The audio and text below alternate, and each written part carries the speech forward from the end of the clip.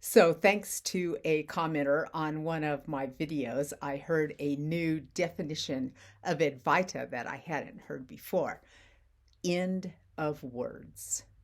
And this is perfect. Advaita is the word where we get the term non duality from because it's translated as not two, not dual, not two things. Advaita. But what it means is that there are no words of any kind that can describe the truth. Anything that you use to try to describe the truth is not going to be the thing. You got the word and then you got the thing. And that's always two things, right? Remove the word and all you have left is the thing. Our brains just kind of tend to want to always put a word on things. So, end of words. And most specifically, Advaita is talking about finding yourself as a single, don't want to say the word thing, as a singularity. You are the one who is you. And every time you try to find that outside of yourself, you're always going to find two things.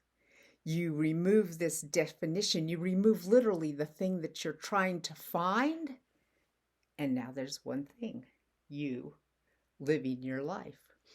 End of words. I love that. So it basically means no words are ever going to describe it.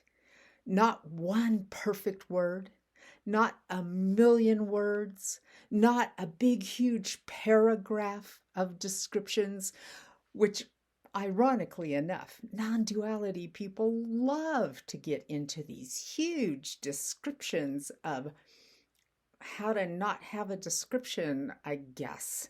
But particularly since most of us are Western English speakers and we're reading all these translations.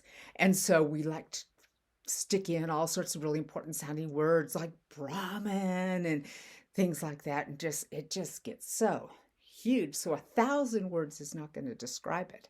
A whole book is not going to describe it.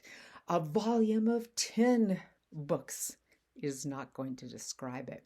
Nothing's going to describe it because as long as you're using words, can't be done. So it's nice to just take that as just the basic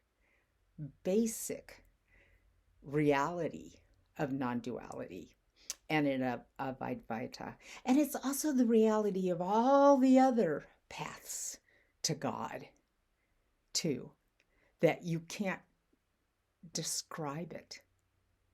Words are not going to get you there. That's why the path of love is the path of love. It says love will get you there. Doesn't usually, but at least it's hopefully not trying to use a whole bunch of words, right?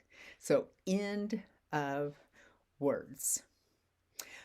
Speaking of which, I do have a book on non-duality. And what I've attempted to do in this book is I am talking about non-duality and native wisdom.